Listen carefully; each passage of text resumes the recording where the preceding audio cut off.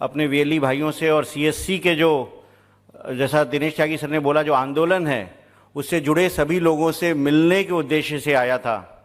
CSC से मेरा नाता काफ़ी लंबा है। सन 2009, आप में से बहुत लोगों को नहीं जानकारी होगी, बट त्यागी सर जानते हैं, 2009 से 2012 तक मैं सीएससी प्रोग्राम से जुड़ा हुआ था। और वह समय था जब हम सीएससी को एक सोच बताते थे, कॉन्सेप्ट बताते थे, और जो एंटरप्रेन्योरशिप का मॉडल डिजिटल इंक्लूजन के लिए इंक्लूड किया गया था, उसके लिए कई मंत्रालयों से कई जगहों पे हमारी लड़ाई होती थी। हम उसके लिए लड़ते थे कि सीएससी आज जिस स्वरूप में है वैसा बन सकता है।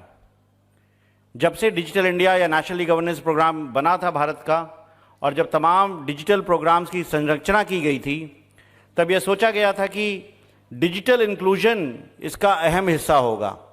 तो चाहे जितने भी ऑनलाइन प्रोग्राम्स बन जाएं, बैंकिंग के कंप्यूटराइजेशन हो जाए, रेलवेज़ का हो जाए, या फिर पासपोर्ट और बर्थ सर्टिफिकेट्स, ई डिस्ट्रिक्ट, जितने मिशन मोड प्रोजेक्ट्स इंप्लीमेंट हो रहे थे, और या फिर इंफ्रास्ट्रक्चर बन रहा था कि इससे वाइड एरिया नेटवर्क या डेटा सेंटर्स या क्लाउड इतने इस्टेब्लिश हो जाएं। बट उसके साथ सबसे महत्वपूर्ण था कि जो भारत के गाँवों में, सुदूर इलाकों में लोग रहते हैं, उनको इन डिजिटल सुविधाओं को कैसे मिल दिया जाए। तो उसके लिए कॉमन सर्विस सेंटर्स की संरचना की गई थी कि वो सेंटर्स हों जहां लोग असिस्टेड एक्सेस में जाके सर्विस को ले पाएं। उसी सोच से शुरू हुआ था, और यह भी हुआ था कि विलेज लेवल एंटरप्रेन्योर होगा, जो निवेश होगा वो विलेज गांव पे जो रहने वाला एक युवक या युवती है वो इन्वेस्ट करेगी, वो सेंटर को चलाएंगी, और सरकार का बस यह काम रहेगा कि उस सेंटर को इनेबल कर दे सर्विसेज दे करके, और उससे जो रेवेन्यू निकलेगा उसी से उसकी आमदनी होगी, उसी से वो सफल हो पाएगा। तो उस समय मुझे याद है कि कुछ विभाग भारत सरकार के ये चाहते थे कि यह मॉडल नहीं सक्सेसफुल होगा, प्राइवेट व्यक्ति को सरकारी सेवा हम कैसे दे सकते हैं। और ये डिबेट होती थी कि क्या यह सेंटर सरकार खुद बनाए, खुद अपना कंप्यूटर खरीदे, खुद लोगों को रोजगार दे करके अपॉइंट करे। बट उस समय यह था कि अगर सरकारी सेंटर बनाए जाते तो हो सकता है वह उतने अच्छे तरीके से नहीं चल पाते जैसे आज चल रहे हैं, क्योंकि सरकारी सेंटर्स पे अगर वेतन मिलता रहता, सेंटर चले या न चले, तो फिर सेंटर बंद ही रहता प्रायः। तो यह आप लोगों की शक्ति का प्रतीक है कि आज सेंटर्स भली भांति चल रहे हैं, और पिछले 5-6 वर्षों में जो बढ़ोतरी हुई है सीएससी की, और जो 4 लाख से ज़्यादा सेंटर्स हो गए हैं, ये डिजिटल इंडिया के सपने को साकार करने का सबसे अहम कदम है। पिछले दिनों हम लोगों ने कुछ और कदम उठाए, जैसे उमंग जो हमारा मोबाइल ऐप है, जिस पे 1290 से ज़्यादा सेवाएं उपलब्ध हैं और 20,000 बिल पेमेंट सेवाएं उपलब्ध हैं।